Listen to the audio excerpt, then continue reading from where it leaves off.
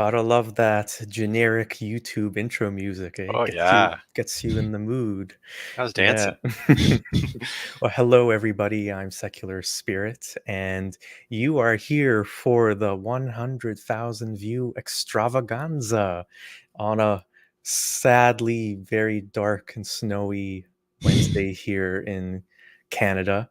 And yeah, I'm joined here by none other than Dr. Dane Robinson, a fellow atheist who has appeared as a guest on the channel before. I did link his previous appearance in the video description below. Uh, Doctor, you joined me for our animated Bible Tales of Indoctrination live watch along, if you That recall. that is what it was. Yeah, Yeah, I do yeah, recall now that you mention it. yeah. It was a while back. Yeah, it was interesting to get your perspective.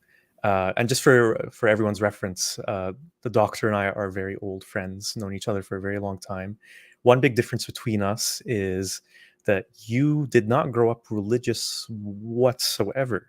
So atheist since you were a born and raised atheist. Basically, I've Yeah, never believed, was never indoctrinated into anything. I think my yeah, parents were probably relatively against that. Uh, there's been times when I was a kid where I sort of contemplated the most vague concept of God that you can ever come up with. I think I maybe told you last time that my my introductions to what God even means were very limited. I remember seeing Bart on The Simpsons pray like this, and I was like, I always thought you're supposed to do it like this, and like that was what I was thinking about. Like, so complete and utter ignorance. I remember it was totally. always so interesting when I first met you. I'd left Islam by then, and when I first met you, and I would just explain to you some of the things I believed or used to be afraid of, and it was completely bizarre to you. Like I remember you thinking along the lines of, "Really? You like people believe that?" Mm-hmm. Or not in the sense that you weren't aware that obviously that those things exist, but just that it could become such a part of your identity and like me believing that there was actually like a demon in my head or like following me around everywhere, for example.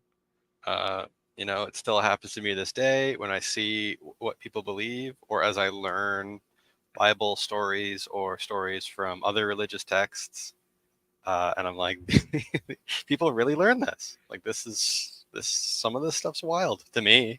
It's wild to me. And believe it's completely true, yeah. Yeah. And so the main reason I wanted to have you on for this special live stream is because I wanted to talk about something I've talked about before on the channel, but I wanted to get a bit more in depth with it this time.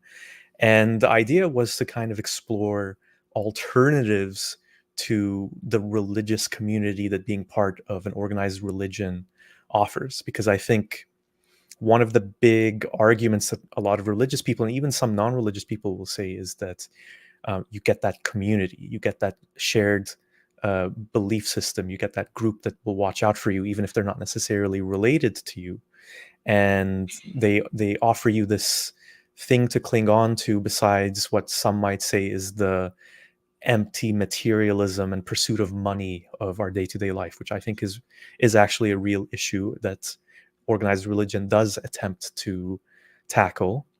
Sometimes. Yes, sometimes, and sometimes, as we've seen from some of the evangelist pastors in America, they freely and fully participate in the Yeah, you pursuit of money. definitely get both sides of that coin. Oh yeah, Coin. yeah. So that's what we're going to be talking about for the most part here. I wanted to get some of your thoughts as well on a few subjects that are related to that.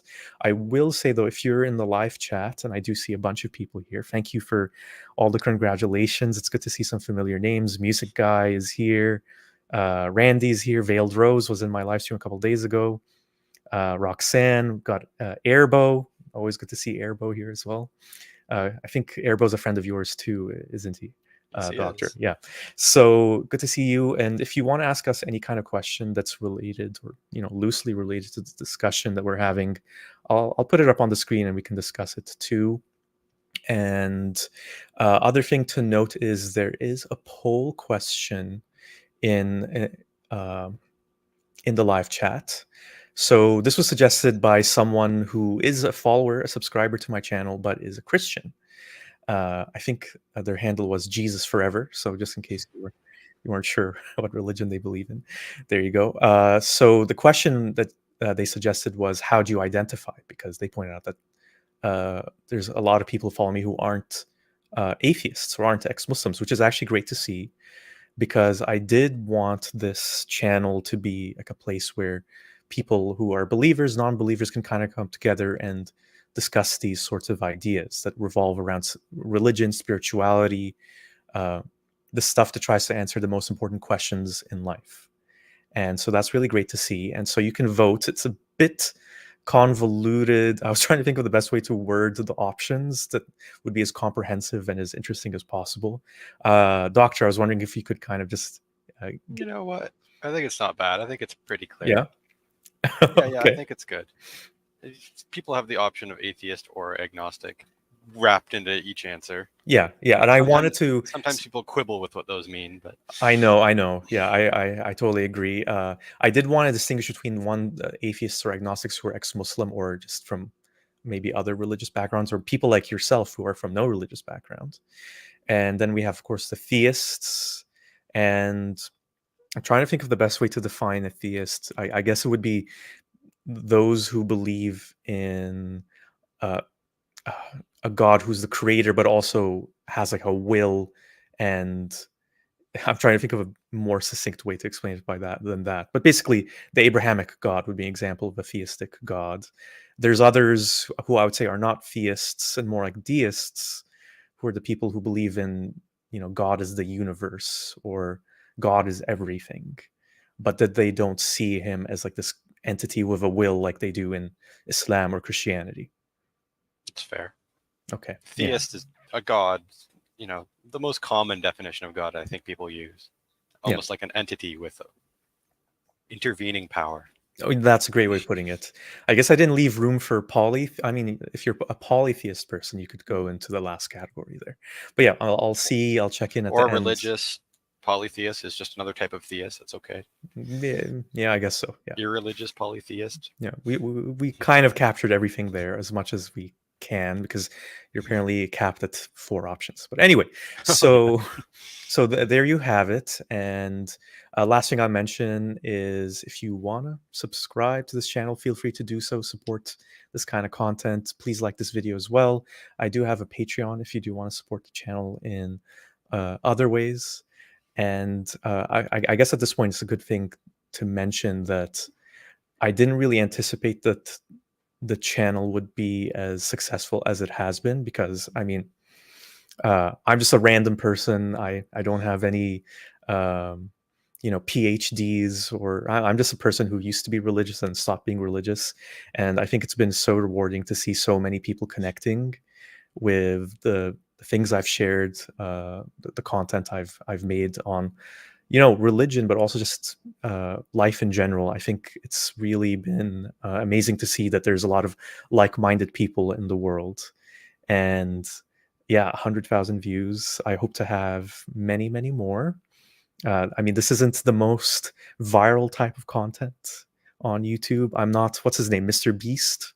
Is that the one who just gives away free money for no reason? Maybe you should start. That's one way to do it. And I will say, last thing here is it it isn't easy to juggle this kind of stuff with like a full-time day job. And for all the people who make fun of the likes of, like, I'm trying to think of a name, like Logan Paul or something like that, or whoever, like a very popular YouTube influencer who maybe doesn't do much beyond fashion hauls or whatever it happens to be. I'm not judging in that sense. Maybe that's not for me, but I will say that I admire the daily or the frequent dedication and persistence, because as I have found, that's easier said than done. I mean, everybody thinks, let's start a YouTube channel, but then actually getting down to the work of it is, I can speak from personal experience, it can be pretty challenging to keep it up. But I'm glad I'm still here, and a lot of that has to do with the continued support from a lot of you. So thank you again for that. And a music guy, suggests that I should do a fashion haul. Okay, maybe for the 200,000 view special. And I'm sure. Let's get there quick. Well, as I'm sure, as many of you have noticed, I tend to wear the same thing anyway, so it would be a very dull fashion haul. But what can you do? Yeah. All right. So I think, so Doctor, I think the best thing to start with here is let's get like a little bit of perspective from you, and just like your own viewpoint on things. So um, the first thing I wanted to know, just because you were someone who didn't grow up religious, how would you say did you deal with, like, not believing that there was life after death? How'd you deal with not believing there's an afterlife? I guess you were never taught that there was an afterlife. um, yeah, I was never taught. So I never had what I've learned now, the fear that a lot of people have relating to how they behave and around that, and the threat of eternal damnation. I never had any of that. Only very vaguely grappled with these concepts because they're in popular culture. They're all around you being discussed, but I never really know what to think about them. So I've never really believed in them. And you're asking me what it was like to grow up without that. Well, the way I would put it is that there's, I mean, I think a lot of people are afraid of death. I'm not saying that you aren't, but connected to that, they're afraid that, what does my life amount to? What am I doing here when I'm just going to die one day and everything that I knew will be gone and lost and no one will remember me? So it's those kinds of thoughts that I think a lot of people have, and they turn to religion to I give see them what you're saying. comfort. Well, I have always, I suppose, found other ways of grappling. Like these are big topics, religious or not. Yeah. I think I've always found other ways to sort of answer those questions that don't necessarily require a religious teaching. Uh, you know, we're immortal in the sense that the impact we have on others will be remembered, or perhaps the books we write or the things we produce can keep being read and enjoyed and contemplated when we're gone. That is our immortality, so to speak. I don't know if we have a soul that keeps going, so to speak. I don't see the evidence for it.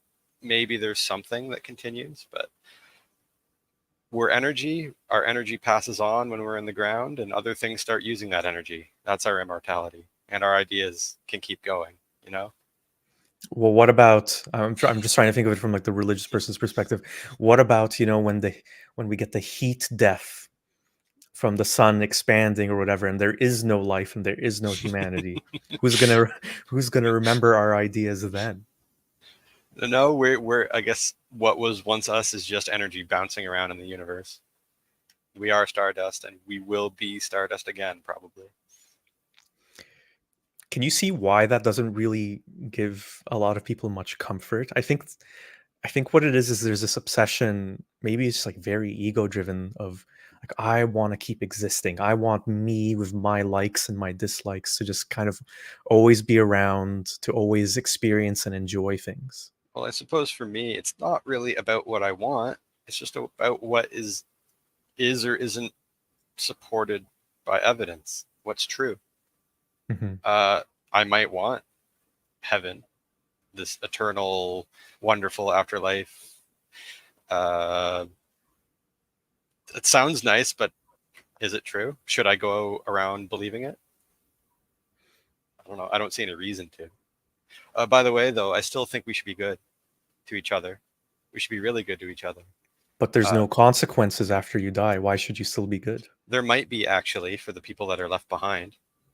Uh, I think that we should try and find and spread happiness wherever we can, so that the people around us are influenced by it and affected by it. And even when we're gone, hopefully we've left that mark. People can keep doing that, and hopefully people remember us well and learn the lessons that being good to each other is better than being bad to each other. To me, it's so interesting to hear you say that, because I completely agree with you. But what's so interesting to me is that I kind of came to those conclusions that you just outlined after I left. So I had to kind of let go of the whole religious perspective. And the way I started seeing it is, this is the only life I know I have for sure. So I might as well try to make the most of it and not, wish for things that aren't there. And it would have been, I have to be honest, it would have been nice if I could have just had that from the beginning and not have to go through that whole torturous process of believing that there was something there and then losing that belief. But I think it's interesting because it does show, just from your example, that this whole idea that we're ingrained with these beliefs and we need to have them because it's just human nature, I don't think that's really true. I was going to Because ask you, what do you think that I arrived at this concept of being good to each other, finding happiness and spreading happiness as much as we can, and teaching people how to do that. I arrived at that completely without religion. But I think there's a lot of religious people that would be perplexed by that. They seem to think that you need religion to be a good person. I hear that a lot, actually. Exactly. And I mean, it's something I've talked about before in the channel, where it kind of scares me that some people who are religious talk that way, in which they need to have that thing, or else what, what are the implications if they just stop believing? What would be the horrible things that they would do? I've heard people say that they would do horrible things if they stopped Yeah. believing. It's the only thing stopping them, and Yeah. I find that unlikely. I mean, maybe they're telling the truth, but that's bizarre to me. Yeah. I just think it's good to know that it is possible to not need that. I think it really comes down to how you're raised and what kind of values and ideas you're taught when we're like very young and we're in that developmental part of life. We're really shaping our core beliefs about the world. And it just goes to show, I don't think those assumptions by religious people are necessarily true. No, and I also worry about I mean, there's something good in teaching being good, even from a religious perspective, teaching being good, don't harm others. But what about the fear that's taught? Yeah, What because about there's always an or else attached to it, yeah, right? there's always Yeah. the threat, Yeah. the eternal torture threat, quite the Mhm. threat. What about the trauma I have to imagine that some people get from those threats in childhood? That there's this all-knowing entity watching you, thinking or knowing what you think, knowing what you do, judging you on it, and possibly punishing you for it forever. Yeah, which I personally know. Yeah. I think that is one of the scariest things ever imagined. That's incredibly scary. You And I'm never glad had and I'm glad I didn't go through it. you never had nightmares about hell when you were No, growing up? no, Wow. We no. really did have different What's childhoods. funny is, if anything, as a kid, I just kind of imagined, what if my parents could read my thoughts? And I found that uncomfortable. It was like an invasion of my privacy. Just imagining that. And I think there might have been a few weeks where I kind of went about life as though it were true, and it was very uncomfortable. Now imagine if an all-powerful entity could do that. That could Exactly. punish you for eternity. Like I'm Yeah. saying, I think that might be the scariest thing I've ever considered. That's scary. Airbo shares that growing up Catholic gave me a guilt complex. And it looks like Airbo has like a little picture of Leonardo DiCaprio from Blood Diamond in there. Okay. Their little profile thing. Okay. I'm sure he And didn't have a guilt complex in that movie. and Roxanne, oops, wrong one. And Roxanne mentions, I have children and I'm becoming close to being an ex-Muslim. Maybe I am already. I find the idea of no life after death very hard, just purely because of my kids. Do you think you would think differently if you had kids? Maybe you have kids already. This life is too short. I don't. I don't have kids, and I don't think I would think differently. Why Uh, not? I'm curious if Roxanne wants to explain a little bit why. Why does kids change that picture? For me, it's about what I deem to be true or untrue. It's supported by evidence or it isn't. Kids are not.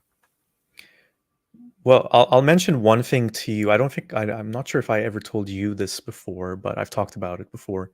where years after I left Islam, I talked to my mother about why it was so important for her to raise me as a Muslim, and because uh, I later found out after I left as well, wasn't much of a believer herself. She was just pretending for my benefit. And I asked her, like, why were you doing this for my benefit? Why didn't you want me to, uh, you know, actually see a possibility that Islam wasn't true?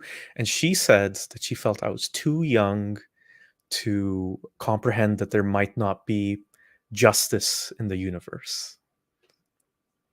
Is What do you think it of that? is it justice though? What do Is you it mean? justice? All the evildoers go to hell. Is it All the that? good people go to heaven. What if you? I mean, I don't know that much about Islam, but what if you just repent despite the evil you've done? Well, I've heard I was taught different things, so I'm not claiming that this is um, what every Muslim believes, but I understood that um, there's basically a threshold. If you're beneath this threshold, or if you did certain, heinous sins, then you're going to hell. But if There's a no one score. There's like a merit system. Yeah, essentially. But even if you were a good Muslim and you did more good deeds than bad, you still have to be purified in hell for a while before you go to heaven. Oh, Yeah, yeah, oh, yeah. Oh, that sucks. yeah. So cleansing your soul for a while. The worse you were, then the longer you have to be cleansed, and then you go to heaven. So I see music guy says telling a lie to feel comfortable. yeah, that might be I also a think that may have possibility been too. in response to the sort of a kid's conversation. Yeah. Yeah, maybe that's a reason too. But we can, if Roxanne is still there, maybe Roxanne can explain a little bit more what they mean by kids making that a bit more complicated or difficult, I should say. Uh, but yeah, we can keep going in the meantime. Brother Ben is also here. Good to see you, Brother Ben. Brother Ben says hello from Vietnam. All right. Very cool to see you. And there is a person, Rise. I see uh, your comments in the live chat too. I'll get to that a little bit later. Oh, Roxanne is explaining a bit more. I don't mind the non existence of myself and my enjoyness ceasing, but the non existence of my kids and the thought of not being with them forever and that my time with them is limited is quite sad. I completely understand that. I I get it. mean, yeah. I think it's true for any loved one. Like uh, when you lose a loved one, a parent or a child, and knowing that, okay, because I don't believe in this anymore, or I never believed in this, I'm not going to see them ever again. It is very sad, but I would say to your point, doctor, it's not about what we want or what we hope for. It's about what we know, what we can see is the truth or reality as best as we can see it. What we can know. What we can know, and what we can know is that uh, or what we do know, I should say, is that so far is that we can't see them ever again. So I don't And know. what your kids can know is you and what you teach them, in part at least. And what they will do is reflected by those things while you're here. Yeah, As far as I know, when you're gone, you can't keep teaching them unless you leave video messages for them or writing something for them. But you know what I mean? I think we should do the best we have with here while we're here. and that's there's a way of looking at it as sad, like completely sad, or there's like a bittersweet kind of way of looking at it. I would say where it's sad that we lose our loved ones, but we cherish the good moments we had and that we were lucky enough to have for whatever reason that were able to have them, and take what good we can. I mean, we don't have to look at it as all negative and bleak. You reminded me that I didn't grow up religious, and a lot of our family and friend group didn't either. And we didn't really have funerals. We have celebrations of life because we don't see it as such a sad thing. We want to celebrate what people did while they were here. And I kind of like that. I like the celebration of life. Celebrate someone's life. So, for people who might not be aware, like how would you explain what that looks like exactly? Well, growing up, and thinking about what a funeral is, probably from media and maybe going to one or two. Uh, you know, dark, darker Grim, clothing, grim, somber. sad. You must be sad and somber and pretty muted and down. But the celebration of life is much more upbeat. Although, of course, people are sad too and grieving, and there might be crying. But there's a lot of memory sharing and celebrating because, in our cases, the ones I've been to, they would want us to celebrate. They'd want us to have fun in their honor and in their name. And there's, go ahead. So the idea is that you gather for like essentially like a party Yeah. that remembers the best of that person, Yes, exactly. which I think is like a beautiful way of doing it, and I think much better than the depressing, somber, everyone wears black I've been to ones that are a lot kinds of of fun. funerals. A lot of Yep, fun. there you go. And Roxanne says, "Thank you for answering. It's definitely part of how I've been brought up in my beliefs. I'm sure if I was brought up atheist, agnostic, I wouldn't feel so sad. Maybe how I feel will change in time." Well, as the doctor was saying in the beginning, these aren't like these are big things. These are big life issues, and it it obviously can take years and years to process these sorts of things. I mean, it took me a long time. I know that there's other ex-Muslims who spent 10 years questioning their faith and finally leaving. So I would say to you, Roxanne, take as long as you need, because only you know what you need to process, and how long it takes to process is what needs to take place. And I wish you the best of luck with that. Yeah, And thank you do for your sharing. very, very best here. Yes, exactly. All right. So the next thing I wanted to ask you about, and this addresses another key question that I think religious people uh, will bring up when they point out, well, what does atheism provide, or like we need to have religion. And this question is, um, what life philosophy will we have then if we don't have the religious one? As Airbo says here, I got this giant gaping hole inside me. I'm always trying to fill it with something. I like to call it my God hole. Most people fill it with religion, but I don't believe in God. How do you feel this? How do you feel this God fill this God hole? And I would say, for thank you for that, Airbo. Music guy suggests cheeseburgers. Um, I would say for me, I really found a lot made sense in humanism as a life philosophy, and I have heard you call yourself a humanist in the past. So my question for you then is, how did you find out about humanism? How old were you, and what did you like about it? How old was I? I don't know. Well, Prob- roughly speaking. Probably a teenager, honestly. Okay. Mid or late teens, probably. Uh, I just think humanism is a great thing because it is. It's like coming from a place of empathy for other people, doing well for other people, uh, teaching others how to do well for other people, with no strings attached, so to speak.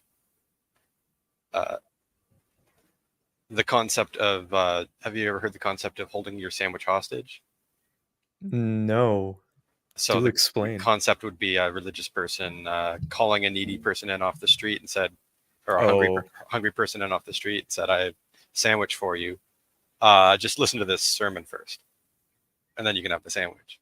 You know what I'm talking about? yeah, like it's a thing that's like leveled against a lot of, for example, the Christian missionaries who go to Africa, for example, right? Right. That there's an ulterior motive.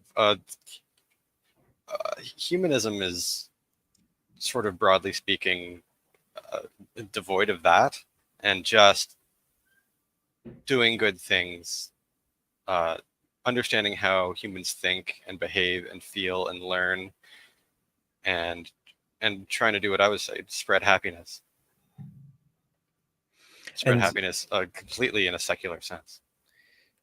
And do you remember how you found out about it? The reason I ask is because I didn't really learn about it until I would say early 20s. And it wasn't something that I would say was very readily available. It's only really when I start going into atheism YouTube channels or atheist content, and I just saw mention of it, and then I looked into it. I wouldn't say it was easily available. That's probably how I found it too. I probably found it maybe through Richard Dawkins or someone like that, consuming his content and his talks and things like that. Maybe the Atheist Experience show. Probably before that though. It was probably before that. We have a family friend whose mom is a humanist. I don't know what you call it. Minister marries people. Oh yeah, one of those. Yeah, I'm not sure what they're called either. I can't quite remember what it's called. Minister? You know what I mean, though? Someone that marries people, has a marriage license, so to speak, can do the ceremony and Yeah, I can visualize them, but legally I'm not bind sure. people. Yeah, I'm not sure what they're called, but yeah, I know what you're talking about. Anyways, she's a humanist. So she might have been one of my early introductions to it. Okay.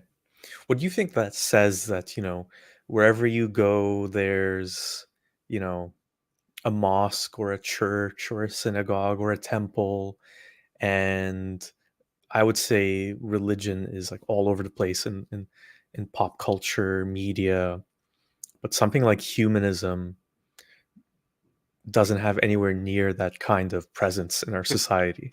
Needs a better ad campaign. Needs better propaganda. It needs better propaganda. I don't know. I think a lot of people probably could fall into the humanist category without knowing the label.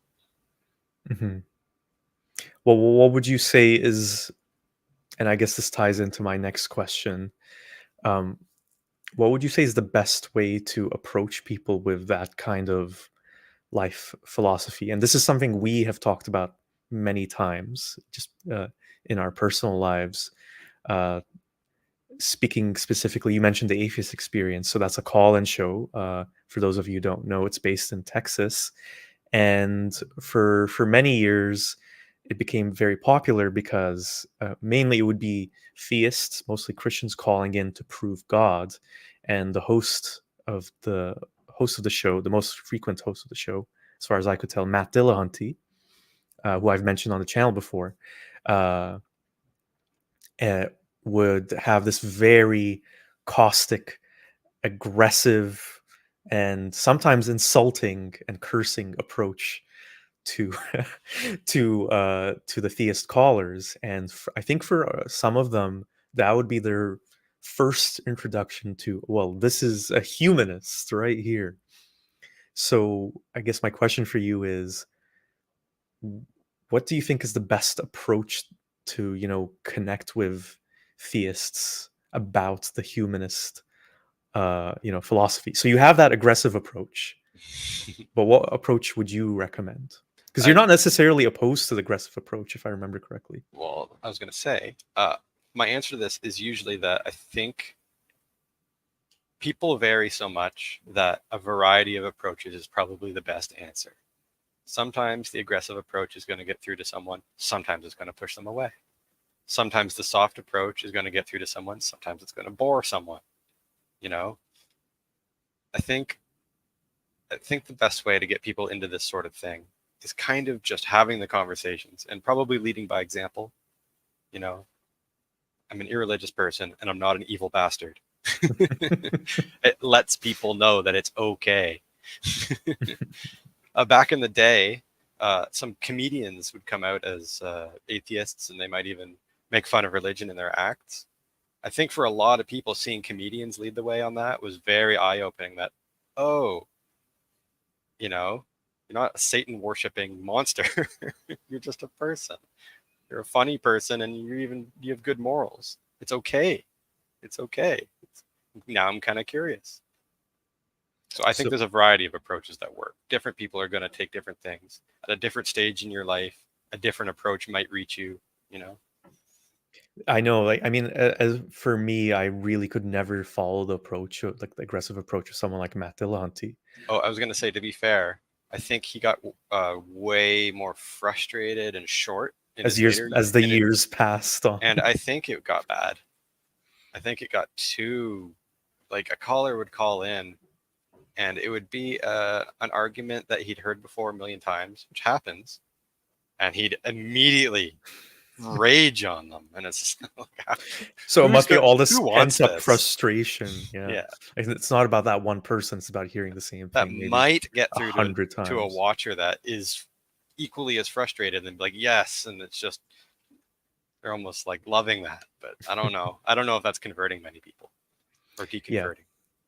Yeah. I mean, uh like that's the thing too, where it's clear to see that just on social media it is controversy, or this person versus that person, and that kind of aggressiveness that stands out amidst the milder, less extreme, and maybe you could say maybe on a superficial level more dull kind of content. So I always wonder about that too, where there's this famous line, or I always remember this line from Fight Club, where I think Brad Pitt's character, if you haven't seen this movie, it's not really a spoiler. Brad Pitt's character tells Edward Norton's character that he says something along the lines of, people don't pay attention these days unless you hit them over the head with a sledgehammer. So I do wonder about that element as well, of, you know, metaphorically hitting people with words like a sledgehammer. So the approach of a, Matt Dillahunty or Christopher Hitchens, where you just really go for the jugular, and you don't mince your words, and you don't spare people's feelings. But to me, it feels so challenging to do that when you're talking about people's core beliefs, the ones that they really identify with themselves. So it is in essence a personal attack. By the way, I don't know if I'd put Matt Dillahunty and Christopher Hitchens in the same No, no, no, no, no, no, no, stylistic no, camp. no, no. Christopher Hitchens definitely is not the curse at you and get angry even at you, but he He's a is great very wordsmith. cutting. Yes, he's very Yes. cutting with his words in a different way. hmm But where they're both similar in a sense is that, and where Matt Dillahunty used to be so powerful is his knowledge. So well read. In his case, literally about to become a preacher, Yeah. and then deconverted in that process. Where he was so powerful was his incredible knowledge, and why he was so effective on that show for so long is because he knew he had already gone through all these questions and already had really succinct answers lined up, as people would call in, because he had just gone through it himself. He had just done quite the soul search. In his later years, he get frustrated and short with people, and I don't think that was as effective. Yeah, I agree. So I think what it comes down to is what you said very well earlier, was just having conversation with, like, let's say you're an atheist or an agnostic, just having a conversation with someone who's a believer, show them that you're not an evil bastard, as you put it, and explaining, calmly where you're coming from, why you came to the conclusions that you came to. And I would say the important thing is to not have withhold the sandwich of disbelief, in a sense, where I'm not saying that you also have to be let go of your religion. I'm just telling you why I did, and why I think religion might cause harms or has caused harms. And I leave it up to you what you want to do. I think that's the most important thing, where it really, some will say that belief has to come from within, but I think also disbelief has to come from within, in a sense. And I think if you go into any situation, like a conversation, like one of these sorts of conversations, just honestly and openly and altruistically, where you want to impart knowledge and wisdom and thoughts and help that person, and you might agree to disagree at the end, but as long as you go in honestly, you're probably going to leave an impression on I think so too. Yeah, that direct one-on-one conversation. Were you just moving a cat there? them. I was. Yeah, got to do what you got to do. Roxanne brings up this related point. I've had someone who's trying to keep me religious give the argument that being a humanist is easy when we are in a state of peace. However, when things go wrong, war, famine, we need religion. This is the old saying. There's there's no atheists in foxholes. Yes. It's not true. It just isn't true. I get it. Religion tends to prey on vulnerable people. And when you're vulnerable, you might be more susceptible to turn to that sort of stuff to Yeah. cope. But it's not true. Like, there's atheists in foxholes. It's just the way it Yeah. is. By the way, I wasn't sure if you were. I was going to mention this to you, but I forgot. Were you aware that there's claims or someone claiming to be a close friend of Christopher Hitchens who claims that Hitchens started veering towards religion towards the end of the life when he was, dying from cancer? If you watch his on-stage talk with Richard Dawkins right near the end of his life, there's no way that's true. That sounds like slander. Yeah, it's interesting that that would come up too, because I think that really just reveal how there are a lot of believers who have those notions that, well, when times are good, you're not going to lean on God, but then as soon as things are taken away from you, the interesting thing I will say about that is I do think it's partially true, and I'll tell you what I mean, in the sense that I've definitely observed in my personal life and just like from looking at the world that people do become more religious when they're in times of strife and struggle. I think that's a strategy that a lot of religions have taken too, is to go after those people. You know, The people without hope. yeah, desperate people that are looking for help,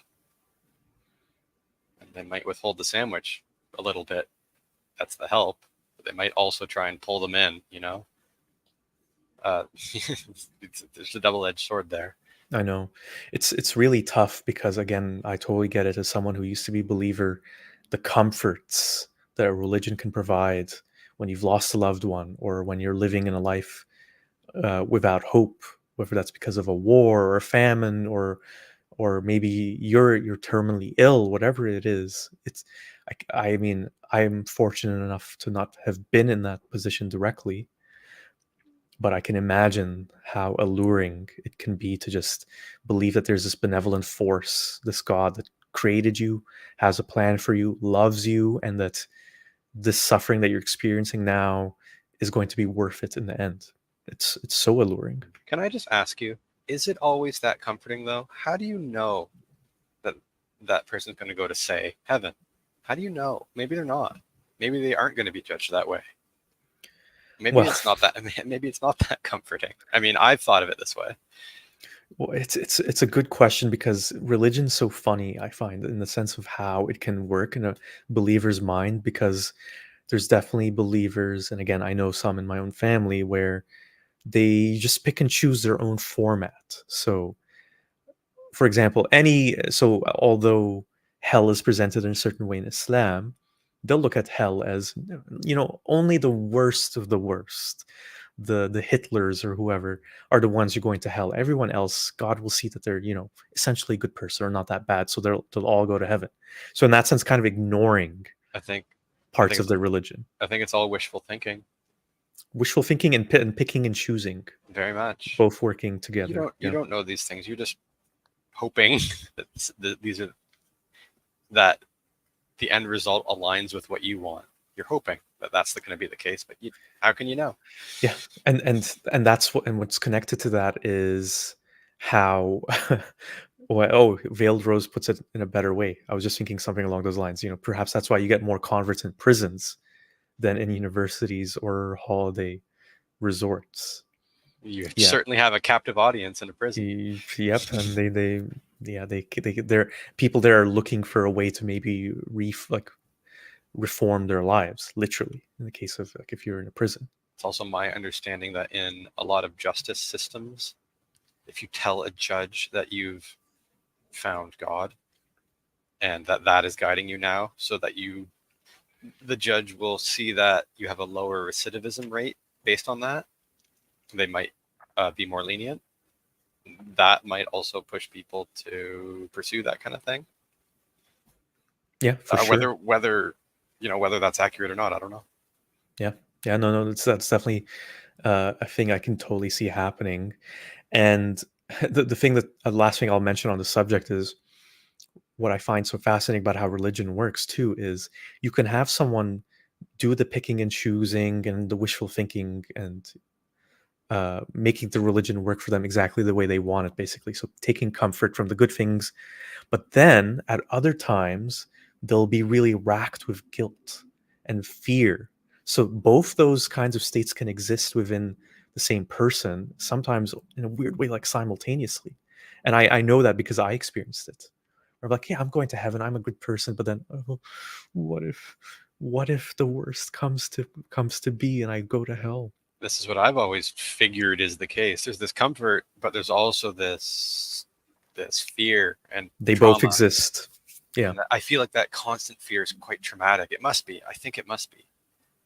I mean, Yeah. talking to people that grew up religious, they tell me it was. No, definitely, definitely. Yeah. And I'd rather not inflict that trauma on kids, by the way. That's like a whole big subject too of how to raise your kids. I mean, I guess it's sort of relevant to this discussion. What I always thought was if I were to have kids, both of us don't have kids. Um, you have 3 cats. I don't know if you consider them your children. Uh, Those are my babies. yeah. uh, And I I would don't do say this to them. I would say the best approach I would take, and this is learning from my own experience, my own childhood, is I would tell them in all honesty what I believe, or I should say what I don't believe, that I'm an atheist, I don't believe in God, but I would teach them about religion. So I don't believe this, but there are all these religions. I would almost give them like a comparative religion course Yeah, that's growing good. up, That's good, as, right? as much as they're interested in it anyway.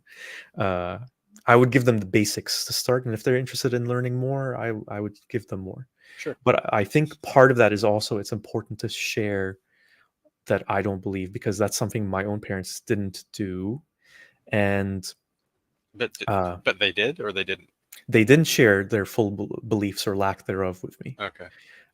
And I think what that led to was other external forces kind of getting their way into my head in ways that they probably didn't anticipate would be so intense and extensive. So I do think if you're a non-believer, it's important to share that you're a non-believer with your children, but to also not hide religion from them or ban it. I think they should still fully explore it, but with, a skeptical, objective eye. I don't know if it needs to be fully explored or not. I grew up without it and it wasn't very explored. If I asked about it, they'd answer, you know. I They'd think probably people should know what it is and why people believe it because it is such a big force in the world. yeah, that's fine. That's totally Yeah. fine. I just certainly grew up without it. Yeah, you were fine. Yeah. I'm a little bit envious, but what can you do? How dare you have envy? Yeah, I know that's one of the sins. Oh Mhm. no. Um, Veiled Rose has a question. What was the defining moment when you decided to be an activist? I guess that's for me. I would think so. Yeah. I think what really made I would say there was 2 steps. The first step was when I was in journalism school and I decided to write an article about the experiences of ex-Muslims, atheists who are former Muslims, because I realized that's something that's not really talked about. And when I did the research for it, first of all, it was so hard to find people to participate who were willing to name themselves and show their faces. I think I ended up finding one person who was willing to be photographed for the article. And that's when I realized, oh my God, like there's so many people hiding, uh, people who have gone through the same experiences as me. Why is that? Why is it so bad? I mean, I could kind of guess, some or many Muslims believing it's punishable by death to become an apostate. So that's one thing. Uh, but to have to hide it from your family as well. And I realized that I don't have the same obstacles to just expressing my ideas and showing myself as other ex-Muslims do because I live in Canada where it's much safer than other countries in the world for an ex-Muslim, but also because my immediate family, there are family members of mine who don't know I'm an ex-Muslim, who don't know I have this channel, but my immediate family knows and they're not 100% supportive, but they're more or less supportive. And so that makes it much easier for me because I don't have to hide it from the closest people to me. And so when I realized I was fortunate to have those things, I felt this responsibility to kind of speak for people who can't speak for themselves. And that's what really got me going on this journey. And uh, I went on social media, even though I don't like social media, because that's where people are. So that's how I ended up where I am. And that's how this little community got started, I suppose. Thank you for the question, Veiled Rose. Much appreciated. And okay, doctor, here's a big one for you.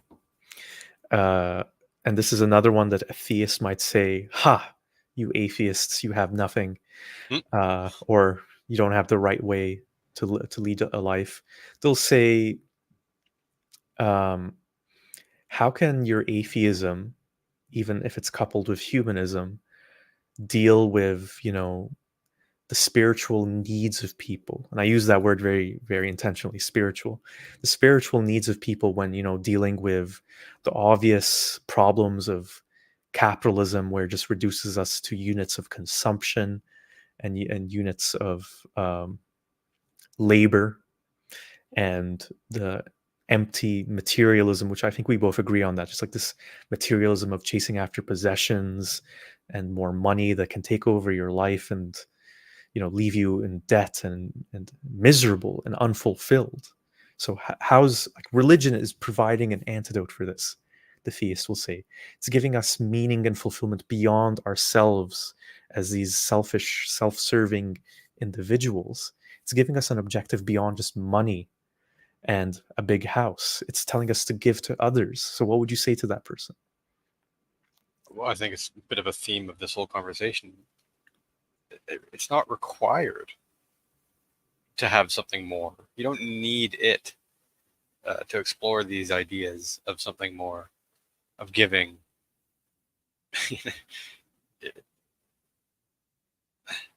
you know, I think religions have often taken a monopoly on community, especially in the past. There'd be one church in town, and that's where the community congregates, and that's where events happen. Uh, Nowadays, back then it probably wasn't true, but nowadays it's really not true. You know, you want to explore something more, you can join a sports team. You can go to the library. You can go to a book club. You can go online and join any community you want if you want to explore more. Whatever you mean by spiritual, you can explore that too. Maybe learning about physics and chemistry and science and the connection that cells and energy all have. Maybe that's spiritual to you. Maybe music or poetry or writing is spiritual to you. You don't, and writing beyond religious texts, you don't need them for that if that's what you want to explore. Well, you made me think of this one thing a friend of mine once told me, and the point she made was, well, the thing about religion that makes it different from, the kinds of things that you mentioned, sports club or chess club or going to the gym or whatever it happens to be, is religion kind of mandates that you do these things, and that's kind of their secret. You have to in Islam, you have to go to the mosque every Friday, and encourages you to go to the mosque for your other prayers, so that way you're kind of forced to see these community members, and they're forced to kind of come together. And I don't mean force in that in that negative way of I must or else I'll burn in hell or whatever, which might be true for some people. I'm not denying that, but I think force in the sense of this is part of who we are, so we should do it. And the argument my friend made was, without that religious pressure, people don't really stick to stuff. I mean, they might go to a gym for a while and then they'll just disappear, or I think you get what I'm saying.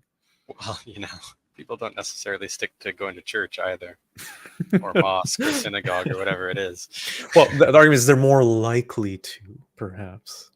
Maybe, maybe not. You want to look at some statistics on adherence these days. I don't know if that's so true. uh, I mean, I think people are going to tend to go towards what interests them and what fulfills them. Maybe that's church. Maybe not, though. Maybe that's the library. What do you think of the efforts by some religious communities? Like I know that there's, for example, I don't know if it still exists, but there at least was an LGBT accepting mosque in Toronto, where I live, and there's LGBT accepting churches, I think, all over the place these days. So, what do you think of those efforts to try to be more inclusive by these religions?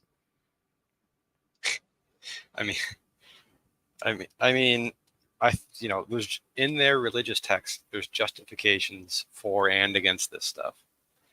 Uh, I think it's all a reflection of human morals rather than the other way around. I think human morals tend to be more of the guiding force, and religion is dragged either way to conform with what people want to be the reality, you know? Like we talked about earlier, picking and choosing and wishful thinking and all those things. These are some churches that are dragging their religion into their modern morality. So, would you say that's a good thing then? Sure, I guess. I, I mean, it's good to include people like that and not hate. We don't want to see people hating each other and making other people's lives horrible, especially when they're innocent and they haven't done anything to harm anyone else.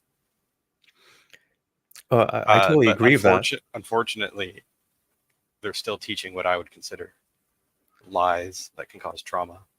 Yeah, like I mean, like that's always been my point of why can't we just take the good stuff that I mean, every religion has some good elements to it, right? Like good teachings. Like one example is, the golden rule. Uh, so how does the golden rule go again? I'm blanking. Uh, Treat others like how you would want to be treated, Yeah. essentially. Uh, so why can't we just take that good stuff and then, not have all the harmful religious teachings, or the things that we find harmful anyway, teaching about a hell, teaching about demons and original sin in the case of Christianity, and in certain ways Islam as well. um, and yet the religious people, I think, will still say you need that stuff because it holds people accountable and it gives them this hope. So I don't know, it always makes me feel torn because uh, I do think that there is something missing in a lot of people's lives. And maybe a lot of them have realized that religion, organized religion, isn't the answer to it, but they're not getting it elsewhere. When you see people like, maybe this is me stretching things a bit, uh, but when you see people, following someone like Andrew Tate, who, you know, coincidentally, ironically converted to Islam, but like the hustle bro culture, people are still gravitating towards these kinds of things that I would say are, encouraging empty materialism.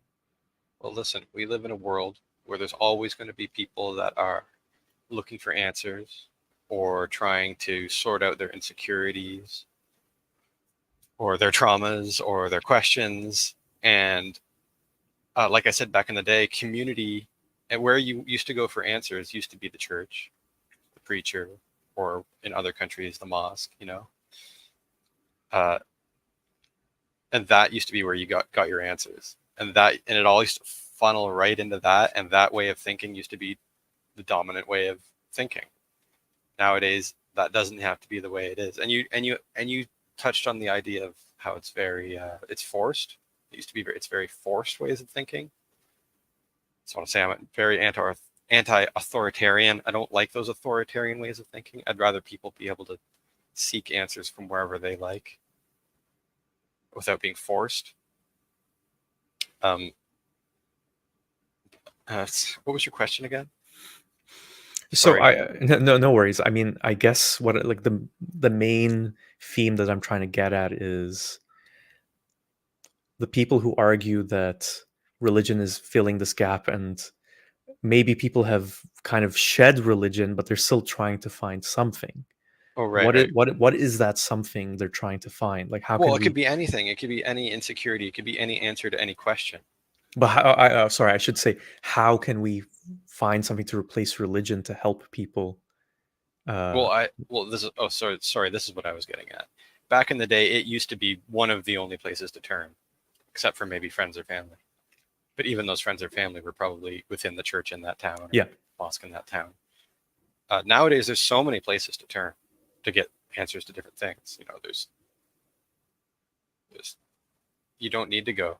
You don't need to go to that to get that answer, and they often don't have the answer. You know, you can go. You know, you can go to YouTube. you can. You can join a CrossFit club. You can.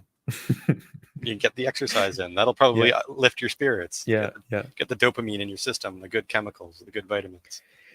Do you envision, and so this is kind of related to the atheist experience show we were talking about earlier, um, where they actually have an atheist community center. Do you envision that something as being like a potential So, possibility, like a humanist community center? well, I know that we were talking about the atheist experience earlier. Yeah, yeah, They're that one. based in Austin, the atheist community of Austin. They have the free thought library purposely for this reason. They created that. Uh,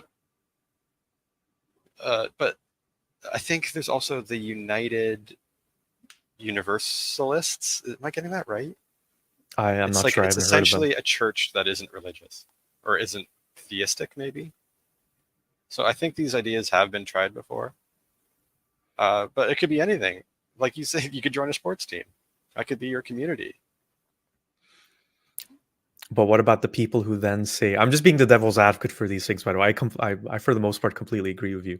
What about the people who say then humanism becomes the religion? The sports team, local sports team, will become the religion. Is humanism dogmatic though? You tell me. I don't know if it is. Or is humanism just trying to teach best practices of how to be good and do good without doing harm? I think that's a good way of putting it. And I always think about that stuff when, um, not that I'm a defender of capitalism in its purest sense, or even communism, when people kind of criticize communism and capitalism as, just basically religions. No, because the key difference is when there's a Muslim or a Christian saying that uh, my religion is the truth, capital T truth, and the way the world should be, because it is ordained so from the creator of everything. That is not what a capitalist is saying.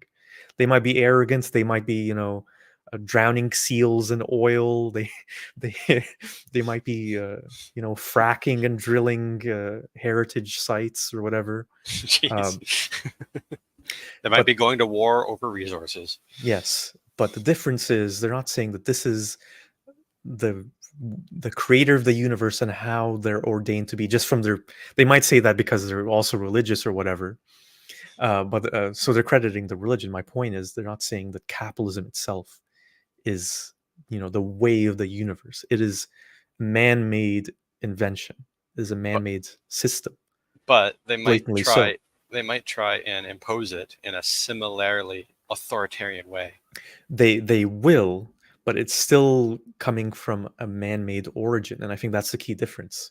They're not saying God, uh, God, the God of capitalism. Didn't Jesus invent capitalism? Well, there might be some Christian capitalists who would probably make that kind of argument, but I think that key distinction is really important. But yeah, uh, Veiled Rose has a comment and a question here. So I've only just started to show my face, Veiled Rose says, and my voice on social media. It's terrifying, but also strangely empowering. It's a good way to put it. Yeah. How do you manage the hate you get from fundamentalist, hostile theists? Do you get any hate from fundamentalist, hostile theists, Doctor? Maybe. Yeah. He said it. Unitarian Universalists. Thank you. The Unitarian Universe. That's what Thank I you, was trying to get Gerwalk. at. Good to see you, Gerwalk. Gerwalk I says don't know. hello, all. Occasionally, when I've ramped up my engagement in this sort of thing, I've had, some hostile replies, but it's okay. I can take it. I have a thick skin. You must get more though. You must get lots. Yeah, it depends. It depends on the video, really. I think the ones where I've been more overtly critical of Islam or Christianity too, which I have criticized a little bit too on the channel. Um, I've been lucky enough where I haven't gotten, death threats. I've gotten threats of burning in hell and insinuation threats where they're not actually saying they're going to kill me. Usually, I just get accusations of being a liar or a fraud, or that I'm an idiot, that I never was truly a Muslim. May I ask you, what is someone's motivation to wish you to hell? Like that's just wild to me. You're wishing the worst possible thing on someone for disagreeing with you. Well, I think it ties into what I was mentioning earlier, that when you're criticizing the religion, you're kind of attacking. They feel anyway that you're attacking them and their identity, and you're when it's your foundation, right? You're trying. They perceive it as you Yes. trying to shake the foundation that's at their core. Yes, I've noticed that. It's So very personal. I feel like it It's not comes they. from, It's like they haven't separated the idea yeah, that you're criticizing from them. It's like yeah, yeah. I cutting mean, right into their heart. yeah. So I think it It's comes from not your insecurity. intention. No, no, not at all. Yeah. Gerwak says, for some community, I was just talking to an atheist single mother who was thinking of converting to religion so as not to feel lonely, despite not believing. I So mean, I think this is one of the sins, so to speak, of religions, that they had such a monopoly on yeah, community and they crushed the alternatives intentionally. Because people are, of course, desperate for community, and it's easy to prey on people that are desperate. So when you're the only community to turn to, okay, so now we live in a world that in recent decades has really been opening up into the secular alternatives, so to speak. And I think in a lot of places in the world, it still hasn't fully opened up. It's almost like we're having a renaissance of these alternatives. They're all starting to grow, and they're not all of them are necessarily that mature yet. And I assume in some places it's hard to know where to go to get that community. yeah. I mean, it's just so easy for me, even though I left Islam, I know where there's a mosque in my neighborhood. I can just go there anytime I want, and I'll find people to talk to. I will find people who will, genuinely take an interest in me and want to support me. It's And in so many ways, right? Like maybe they'll help me try to find a job, or just be a friend. I So think those are it's real. so unfortunate that people would have to turn to the religious institution because it's the only game in town. Like that's so unacceptable. Yeah, yeah, It's it so really is. unacceptable. Can you well, if you look at statistics of how fast irreligiosity is growing, it's growing at an incredible rate in a lot of countries, like way outpacing predictions. It's huge. A lot of countries are going to be majority irreligious soon. Some of them already are. It's almost exponential how fast it's growing. Okay, I'm just wondering, imagine in 50, 100, 200 years, all of the robust and experienced alternatives there will be to turning to that kind of stuff for community.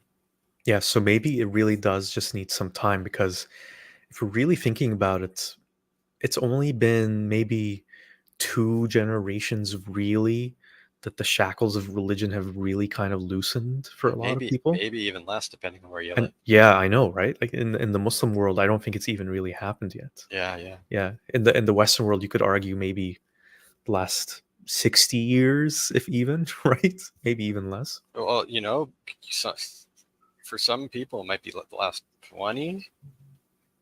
Like within, I feel like within my lifetime, when I was growing up and a teenager and thinking about a lot of this stuff, when I was a kid, I think it was still a little taboo to say you're an atheist. And I think that really started to open up in our lifetimes. And I think it's reflected, by the way, on statistics, on censuses. Yeah, I mean, I'm trying to think of when it really kind of became more normal for me to notice it. It's hard for me to say because I came here from the Middle East, so I would say it's been gradual, but it definitely has increased over the last 10-15 years, like in Canada, like noticeably so. Could you highlight the comment by Palmer Yeah, McMaths? yeah, I did see that. Okay, let's see. Wait, I'll highlight this one first, actually. So Okay. Veiled Rose says Sikh temples have open kitchens for the communities, regardless of people's class, religion. I'm no fan of any religion, but this impressed me. Yeah, that's great. The question is, again, that you brought up many times before, why do we need to be Sikh to do that?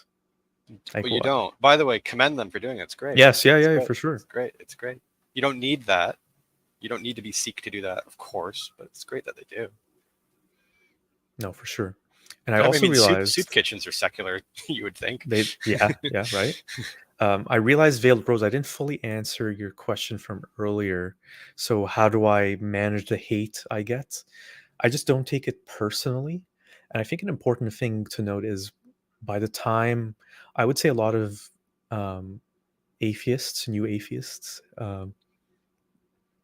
they have this phase of anger, and it's not always directed at a specific person. It's just this anger that you were believing this for so long, that impacted your life for so long, and it's frustrating. You feel like you're lied to. And what I did was kind of went through and past the anger phase before I started doing this stuff. And I think that was important because I'm not saying I don't get frustrated by some people's comments or annoyed, but I don't let it get to me. I don't get angry.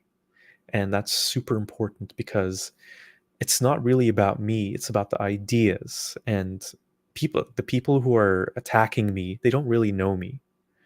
And they're more attacking what they feel I represent. So when I look at it that way, I also see that a theist who's criticizing me or hating me, they're not my enemy. It's their ideas that they believe that are, I would say, an enemy. And in a real sense, I think they're the victims of those ideas just as much as I was and still am in certain ways. So I think that's the secret, really. I just don't take it personally, and I try to focus on how can I, at the very least, reinforce the ideas that I'm, advocating for, and reinforce my criticisms of their beliefs and ideas, and leave it at that. Also, if they're spreading religiously fueled hate and threats and ill will towards you, how ineffective was their religion at teaching them how to be good people? Yeah. Well, that's their fault for being sinners. It's never the religion's fault. It's an important thing to remember, doctor. It's Ah, always it's always the believer's fault for, being imperfect. gotcha. The religion itself is perfect. But Of okay, let's course. highlight Palmer McMath's comment here.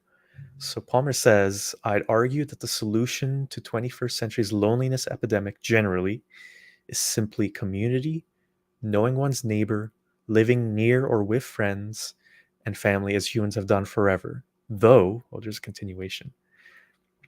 This community would fulfill what the church gives people today, but that would require pretty serious changes, particularly in the cost of living and housing. So, of course, it's easier to simply start. I think there might be a bit more. A group which meets and form a community that meets on the weekends, etc. This atheist church, between quotation marks, could only be a substitute for the real loss of community in the 20th century. Thank you for sharing that, Palmer. An atheist church. I mean, I guess that's what we've been getting at with the other ideas that we've been mentioning. I think that's I couldn't agree more. I think those simple things can make a huge difference, and it's a sad state, especially if you're living in a big urban city that's very expensive. That we're all kind of in these little units and living alone in these bubbles and detached from our neighbors and our family, and that is a problem. It's a perfectly good Working idea. all day and night. I like the first section of that comment talking about, you know, knowing your neighbors. I think, I know we touched on capitalism a little earlier. I think, I don't know how much this is influenced by old religious influence on our culture, but I know capitalism has really driven us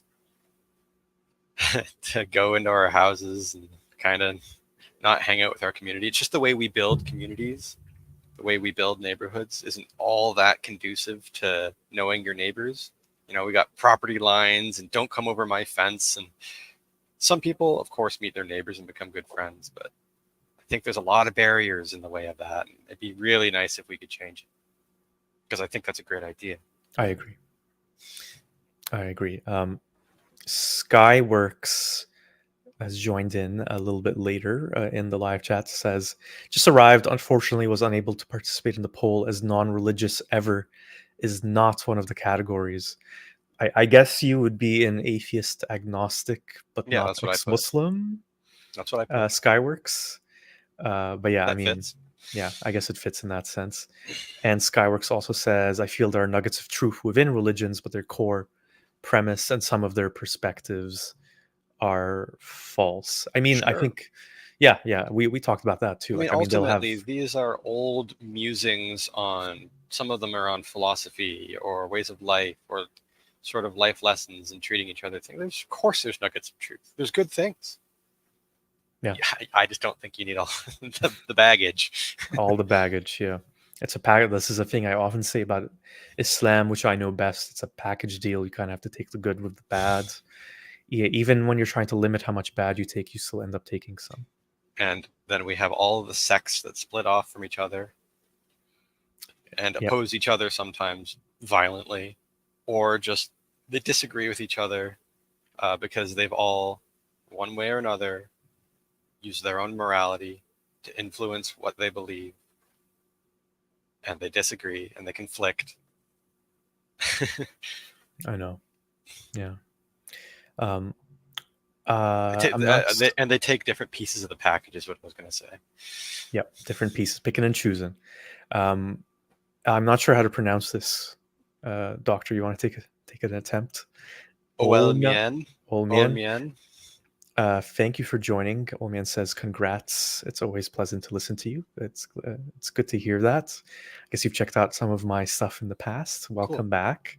Good to have you. Yeah, and there's this question here from Rise. So, how do we deal with religions that have prophecies that there will come a time when no one will believe in a god and a judgment day will occur?" So, you see what they're getting at. So, what's happening right now with this corrupted world where no one's believing is actually proof that this religion is true and that, the end times are approaching. The end times have been approaching for millennia, by the way, Yeah, right. depending on the religion. I personally know people that predict it every year. Wait, actually? Yes. Oh, wow. Okay. How do you deal with that? I don't know. Yeah. How many times can it not come true? How many times can it not come true? How do you deal with that? By ignoring it, honestly. Yeah. I mean, a great point that I think has been made by Richard Dawkins, amongst others, is that most theists are already atheists when it comes to every other religion's Zeus claims and and Wotan and prophecies. Thor. So it's just one more step. So if you, let's say you're a Muslim and you're not worried about the prophecies in Christianity that aren't in the Quran or whatever, then you don't worry about them, and that's exactly what it should be like. Uh, but I mean, I think it would help if you just reminded or showed a person who's following this religion, well, look at all of these prophecies that haven't been fulfilled, or that have been claimed to be fulfilled, and yet they haven't yet. So, I mean, I can see the temptation to just stick to your belief and say, well, it's still coming, it's still coming. But knowing that there's been people who've been saying that for literally millennia, I think that gives you some perspective.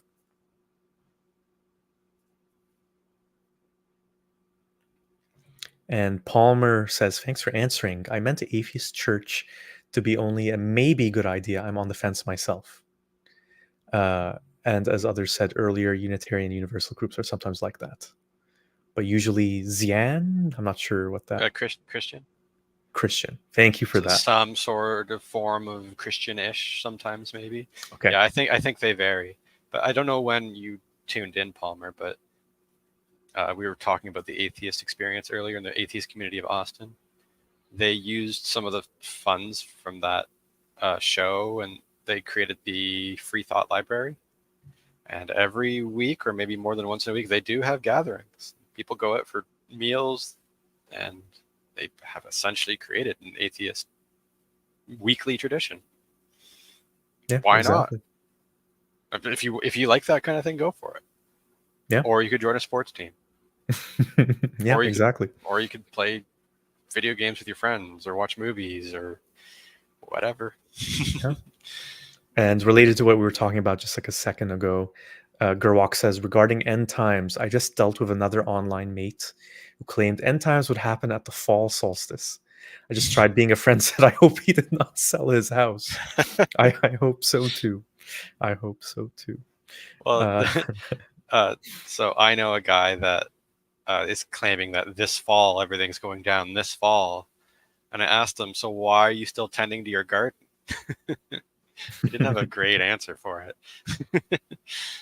No, exactly. And thank you, Pragmatic Crystal. If you're liking this content, please like this video and share and subscribe. I really appreciate that if you can. And hello to see. It's good to see you, Nazone75. So just joined a little while ago. Any discussion about the Palestinian-Israeli war? Well, I talked about that for a long time in like a 20-minute video. Good Um, video. Thank you very much. Is there anything you would want to say about it as a non-Palestinian, non-Muslim? It's just so horrible. It's so horrible. I mean, in my eyes, there's an obviously really oppressed group living in a concentration camp, an open air 2.3 million person strong concentration camp that are clinging to an unfortunate group, Hamas, and lashing out against their prison guards, essentially. It's a horrible situation. I can't imagine. Sometimes I sit there and think about it for 5 minutes, and it's hell on earth. It's horrible imagining what they're going through. Yeah. That's my thoughts. It's so bad. It's so bad.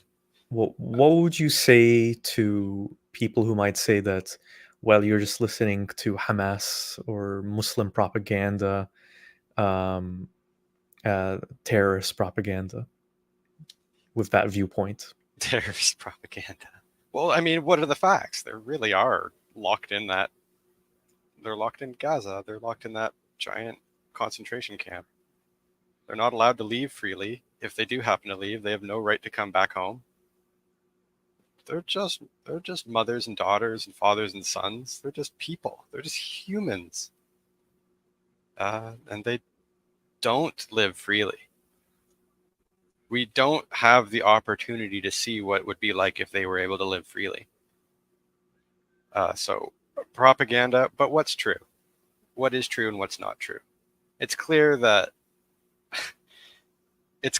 they're locked in that, what is it, 5 by 25 kilometer It's really small. rectangle. Yeah. They're locked in 2.3 million people locked in that tiny place. Often without power, often without water, including to the hospitals. It's horrible. It's a horrible situation. Both sides are wrong. It's a lose-lose situation, says Music Guy. Well, let's be honest. One side's way more desperate, way more closed off, way less opportunities, way less resources. It's unfortunate to see people turn to one of the few groups in their land that purports to want to help them, Hamas. It's unfortunate that that's one of the groups available. Because Hamas is not a great group. But at the same time, you're lashing out against your prison guards. I kind of understand it.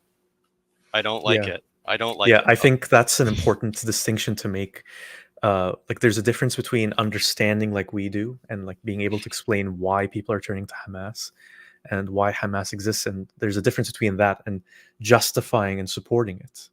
because I think we're both, as humanists, believers that violence is not. We would never support violence or killing civilians, and It ought to be avoided yeah, at all costs. It's a tough situation. yeah. As Skywork says, yeah, Islamic fundamentalism does affect the situation they find themselves in, as we've talked about in this live stream. Desperate, hopeless people will turn to religion to to comfort them, give them hope when they're completely hopeless. And as we've seen with Hamas, it's also driven some of them to committing horrible acts of violence.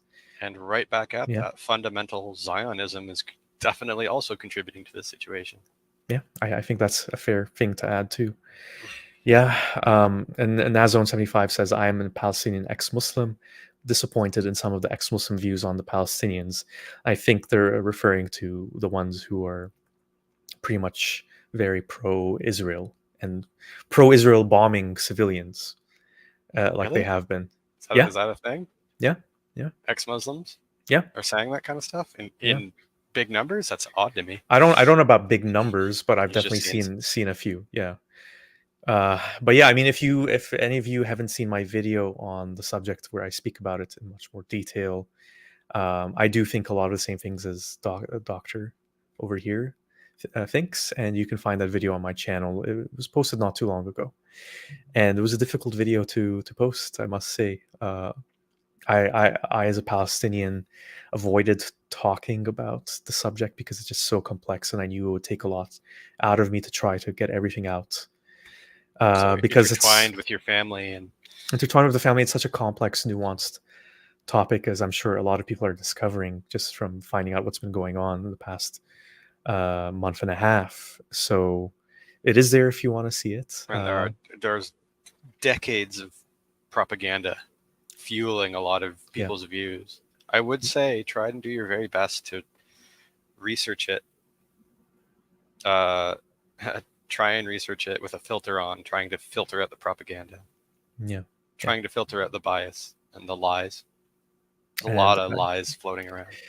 yeah, yeah, definitely, yeah, and just get back to the main subject for today. So Gerwak says, regarding discussing end times of religious people, I try to feel people out. This guy became very religious because of marriage. He knew I'm an atheist. I did tell him that date was a solstice. My pagan mother celebrated to try to introduce the idea that there are many sacred days in many different religions, and maybe this was falling on a pagan uh, sacred day. But after that, I listened to him. Okay.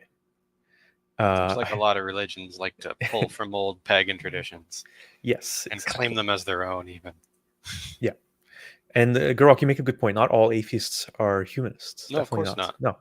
No, no. Being an atheist is Yeah, just thank you. a position on one question. Do you believe in God or gods? No. Or maybe even I don't know. You're an atheist. It doesn't have to come with anything else but that. That's it. Yeah, exactly. Yeah. So, okay, It's a lack of belief in one thing. It's actually a weird word. it is. Atheist. It is. It's weird that it's even such a prominent word. Well, the thing I always think about is that what do you really know about someone who's an atheist, right? You only know one thing. One thing. You Yeah. literally only know one thing. Yeah. They could be a great person. They could be a horrible person. Yeah. That's why I always kind of cringe when I see people, usually theists, talking about atheist beliefs or the atheist Yeah. belief, the atheist life No, philosophy. there's only one atheist non-belief. That's it. Uh, yeah, I think it's William Lane Craig. I think you're pretty familiar with him, aren't you? He's the one who was always I've seen a couple according to debates. atheists. He always goes like according to atheist. Insert word here. So yeah, always tries to paint atheism as this philosophy, which it isn't. It's just lack of belief. Mm-hmm. And Skyworks says ancient psychologies and flawed understandings have a stickiness that is passed on generationally. That's a great word to explain it. They're sticky. Stickiness doesn't necessarily mean they're true, by the way. And Well, so, let's remember they're not just sticky. They stuck because of violent conquest. They're stuck on by They blood. really added the adhesives in there. Yeah. And it's hard to break free from without developing knowledge in many fields. And I would say Hmm. Hmm. having like just knowledge, whatever it is, like book smart scientific knowledge, that doesn't necessarily mean that you would then just automatically shed the religious beliefs, because I think they're No. ingrained emotionally. And when they're there as a child, again, they're trying to answer questions that maybe science can't answer yet, or maybe never be able to answer. Well, this is one of the other big sins of religions, is that they often break down or don't allow people to develop the tools of critical thinking properly. Uh, so to their point, having a diversity of knowledge helps you develop that tool, and it tends to allow you to break free of those religions, I would say.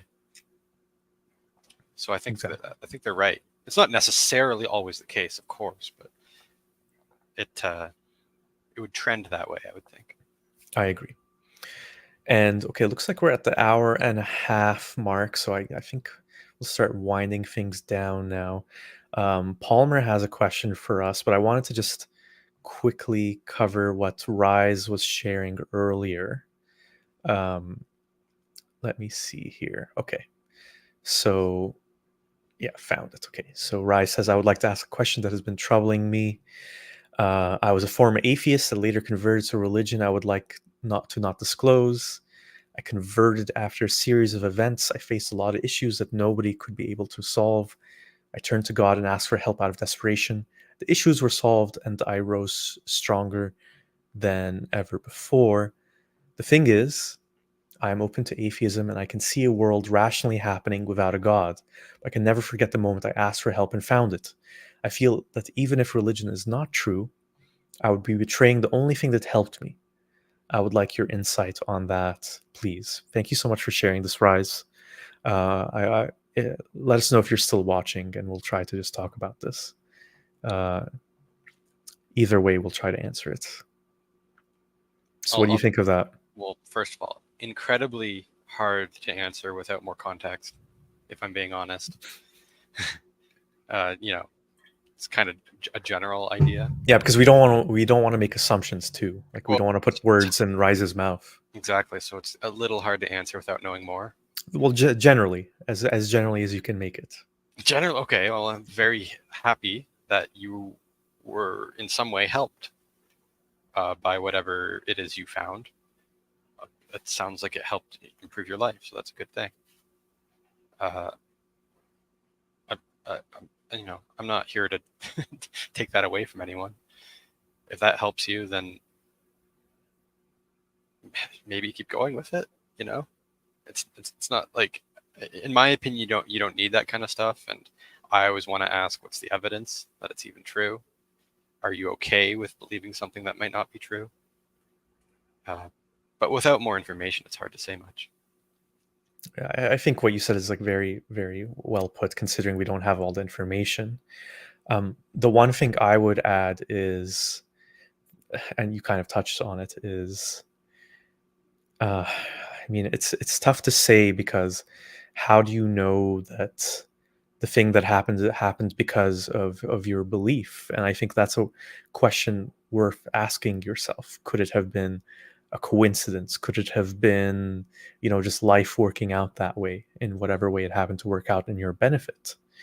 And I do think it's important to consider that, because you then have to factor in, what other beliefs have you taken on because you're crediting this this thing with giving you this positivity in your life, and how are those beliefs impacting you? And that's something you can only know for yourself, because that's the thing that scares me sometimes, is that we turn to these religions because they give us this comfort, and then that's how sometimes potentially even worse things kind of creep in.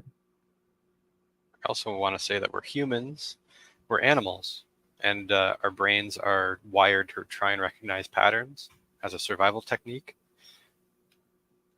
which is a good survival. It's a good strategy for survival in our Yeah. brains. Uh, it's clear that you found a pattern, you reached out for help, and you've identified some sort of pattern of something, whatever you want to call it, that helped you, uh, is that just you doing pattern recognition? Is it true that that's the thing you think it is that helped you? Was your brain recognizing that as a pattern to cope? I don't know. I don't have all the information. I just wish you well. Theist or atheist, whatever, I hope you're doing well. Very well said. And all right, so we'll finish things off here with Palmer's question. So Palmer says, another fun question here for y'all. How do you feel about this thought from Fengen English's translation of the, I'm going to butcher this pronunciation, the Tao De King or Xing number 13. Accept disgrace willingly, accept misfortune as the human condition. What do you mean by accept disgrace willingly? Accept being unimportant. Do not be concerned with loss or gain. This is called accepting disgrace willingly. What do you mean by accept misfortune as the human condition? Misfortune comes from having a body. Without a body, how could there be misfortune? Surrender yourself humbly, then you can be trusted to care for all things. Love the world as your own self, then you can truly care for all things. I think this is a good reminder not to egoize too much. I think so too, yeah. Accept disgrace willingly. When you're wrong, admit it. If you need to apologize, do it honestly. and don't be so hung up on your own ego to try and accept being unimportant. Accept being one among many. Yeah, we are all just humans, none of us more special inherently than any other. Life has its struggles. It's part of living. Yeah. It's part of being an animal on this earth. Let's try and make it better for ourselves and everyone around us. Yeah, I would say I like it a lot, actually. Yeah, it's interesting. Yeah. Tao De Xing number 13. And all right, just to cap things off, let's see what the poll results ended up showing us. So not that many votes. We've got 35 votes, so probably not reflective of the overall viewership. Nope, this is reflective of the entire planet. So 49% are atheist, agnostic, but not ex-Muslim. And 46% are ex-Muslim, atheist, or agnostic. And only 6% are theist or religious, but not a theist. Oh. Yeah. You tell surprising. Who your audience was today. Yeah, and Jesus Forever, who suggested the poll, is here. Thanks for tuning in. Yeah, too bad that we couldn't get more voters. Almost a worse turnout rate for this vote than in any federal election in America or Canada lately. Yeah. And yeah, so thank you so much for that, Palmer. Palmer says, thanks for the convo. I'm not a Taoist, but there's some great stuff in there. And Feng in English's translation is one of the best modern ones. Yeah, I really like that. Hey, I'd be curious to read more. Just like religious people, we're all picking and choosing. Let's be honest. It's just some of us admit it. There you go. All right. So thank you so much again, Doctor, for joining me. Really appreciate it. Would love to have you on again to channel soon. And thank you for everyone for tuning in, whether it's live or after the fact, for this 100,000 view celebration. I'm sure all of you were part of those 100,000 views. And I'll be back with another video soon. And again, last time I'll mention it, please subscribe if you haven't already. And like this video too. And click that bell. And yes, the notification bell, please. All right, everyone, take care, and I'll be back soon. Happy 100,000. Thank you so much, Doctor.